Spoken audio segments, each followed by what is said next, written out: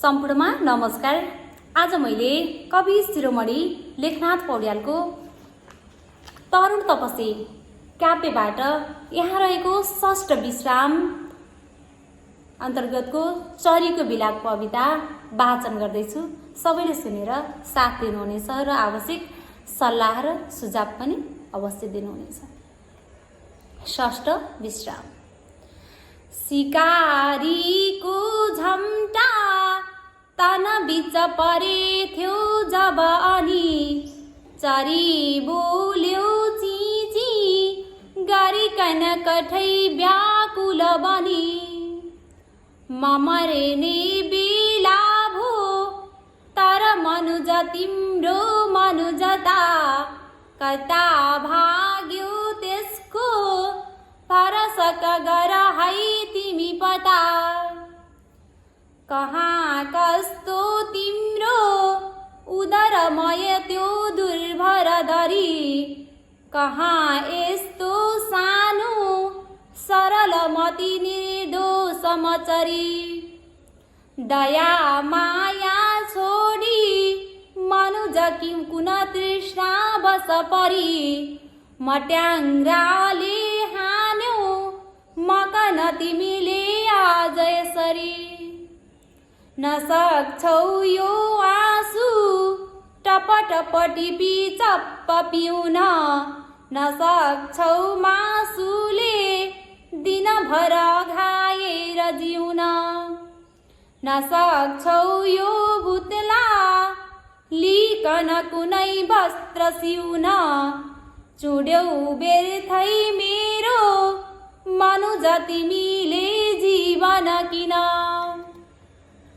सीधा साधा निर्धा उपर पिर बाधा जति जति ठुला बाठा टाढा मनुजहरू पार्छन् उति उति घृणा निन्दा हत्या प्रवृत्ति सब उसको कटुफल उनै उल्टो भोग्छन् विधि नियम जो जान अटल तिमी जान्ने बाठो मनुज गुरु जस्तै भुवनको मलाटो अज्ञानी बिहग बिचरो दूर बनको स्वभावैले मेरो उपर हुनु पर्ने सदैता लियौ जानी जानी अह किन उल्टो परुषता जगत रक्षालाई जुनी भर हिंसा व्रत धरी उसैद्वारा व्याघ्र प्रवृत्ति पशु सारा वशभरी रहन्थ्यो जो ज्ञानी जगत रक्षालाई जुनी भर हिंसा व्रत धरी उसैद्वारा व्याघ्र प्रवृत्ति पशु सारा वश गरी रहन्थ्यो जो ज्ञानी मनुजक गहिरो शान्ति सुखमा मट्याङ्ग्रा हान्ने भो शिव शिव उही आज रुखमा तिमी घुम्थ्यौ फिर्थ्यौ धरणी तलमा हामी नभमा कुनै बेला हुन्थ्यौ उभय तलमाथि बिटपमा दुवै सुन्थ्यौ बोली खुसीसित दुवैका दुई थरी वृता त्यो भत्कायौ अबुझ तिमीले शान्ति नगरी कुनै बेला तिम्रो गृह र फुलबारी वरिपरि सबै हामी घुम्दा चटुल गतिले कौतुक गरी कठै साना साना कुसुम कली जस्ता शिशु पनि चरी आ भन्थे प्रणय बस पुग्थे रुखमनी हँसिला तिम्रा ती सरल शिशुको त्यो मधुरीमा मनाचेको देख्थे प्रणय पुराको मध्यधुरीमा। खुसी हुन्थे भन्थे मनुज जुनी हो भाग्य सदन कठै त्यो हत्यारो पन तौस बेला समझिन। खसेको दाना वा फलफुल तथा मजुरा खसेको दाना वा फलफुल तथा मुजुरा जुट्यो जोसो खाई खुसीसित गरी नित्य गुजारा। तपस्वी जस्तो भई प्रकृति पथको मङ्गल गरी रहेको यो निर्धो मकन किन मार्यो हरिहरि। हावामा पौडन्थे जुन मधुर सङ्गीत मुखमा थियो यसले तिम्रो श्रुति विवर मार्थे म सुखमा। कठै बासा बस्थे बिजन वनमा मन्जुरुखमा बिराए के मैले किन धसिदियौ मृत्यु मुखमा। पिताको माताको प्रणय उहिल्लै काल गतिले बित्यो भाइ बहिनीहरू सब चुड्यो दुर्नियतिले। थिए बाँकी एउटा फगत मकठै वंश बिरुवा सर्यो आजै मेरो उपर पनि त्यो काल सरुवा। कलिलाती बिकल बिचरा बाल बच्चरा बिना चारा भोकै सब भइसके हुन्न धमरा। थिई साथै पोथी जुन शिव हरे त्यो पनि अब कतै गर्दी होली रुदन अथवा क्रन्दन रव। दुबै भाले पोथी हर बखत पालो गरी गरी लगिदिन्थ्यौ चारा बिकल बचराको मुखभरि। अकेली सुत्केरी अब शिव हरे दिन बिचरी गुजारा गरेली त्यो कसरी टुहुरा पालन गरी। अवस्था यो मेरो सहन अथवा खप्त नसकी नजाने त्यो अहिले वरपर कतै मूर्छित छ कि।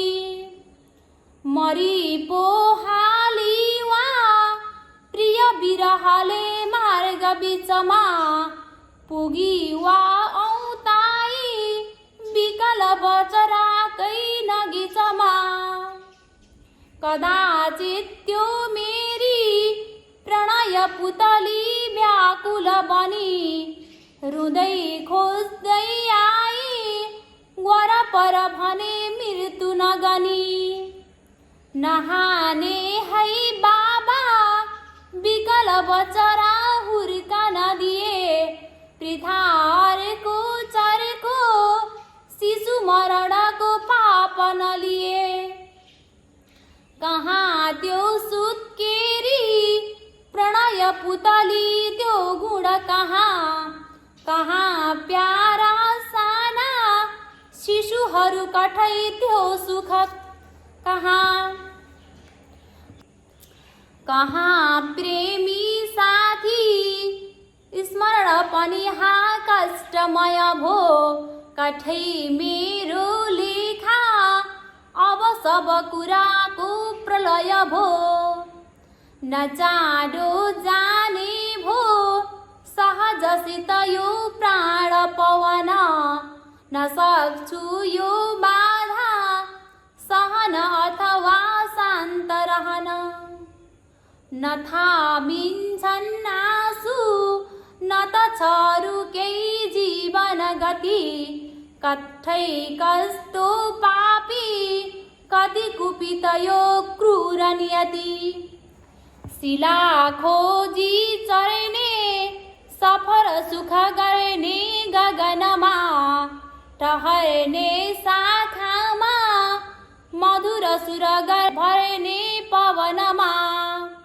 सिधा साधा निर्धा बिहग कन मार्ने नियतिले, दिए कि हुन् के त्यो करयुगल माता प्रकृतिले। नजानी आनन्दी मनुज कुलको उन्नति कला, म जस्ता निर्धाको बलसित अठ्याइकन गला। वृथा त्यस्तो चोखो करयुगल त्यो दूषित गर्यो, धरित्रीमा कालो जहर अथवा पातक छर्यो। दया राखी हाम्रा उपर विधिले कार्य कुशल, दिँदो हो ता तिम्रै सदृश बलियो बाहु युगल।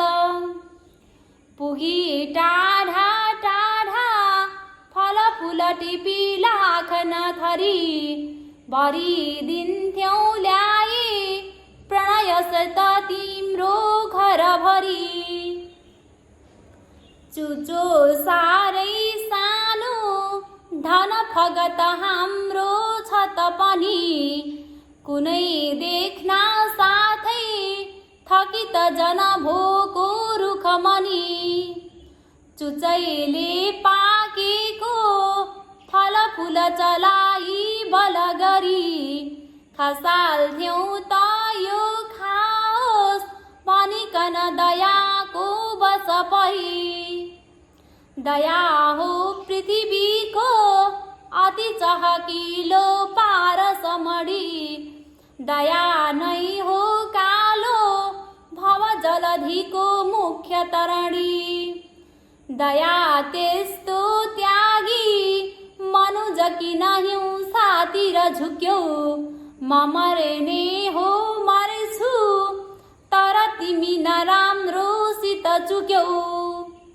म भन्छु हे अन्धो मनुज तिमी जस्ता मनुजको, अगाडि हत्यारो प्रकृति हलुकै हो दनुजको।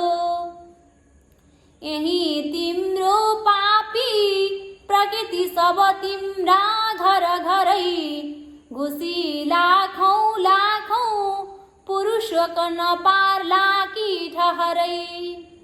मट्याङ्ग्रो माटाको जुन कुरुचिले आज भवमा, बन्यो सोही पापी कुरुचि पछि सल्केर सबमा।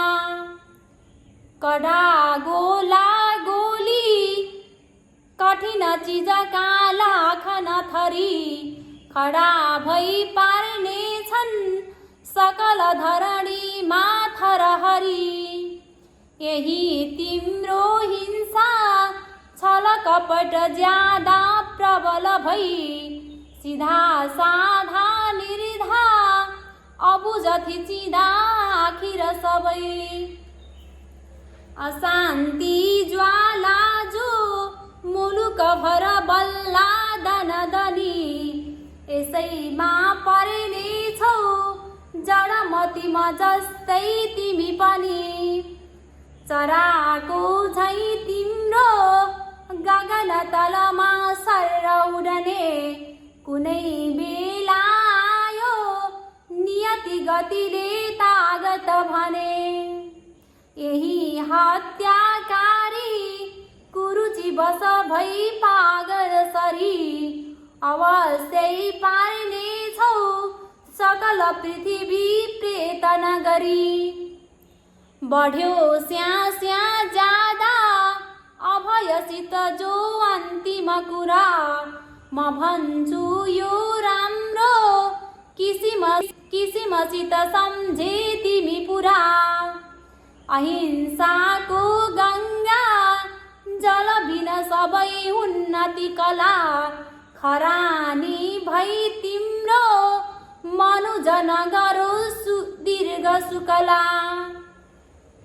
यति भन्दा भन्दै क्षणभर भयो मूर्छित चरो सिकारी के सम्झोस् कपट पटु त्यो मूर्ख बिचरो दियो उसले उल्टो झटपट पुरस्कार मरण बनिन् माता पृथ्वी उस विहगको अन्त्य शरण व्यतीत विहगको त्यो आर्त चित्कार भित्र उस खबत फुरेका वाक्य सबै साह्रै पवित्र कठिनसित बताई बर्बरी आँसु झरी मुनि मन पुगिहाल्यो यो महासिन्धु पारी। धेरै धेरै धन्यवाद।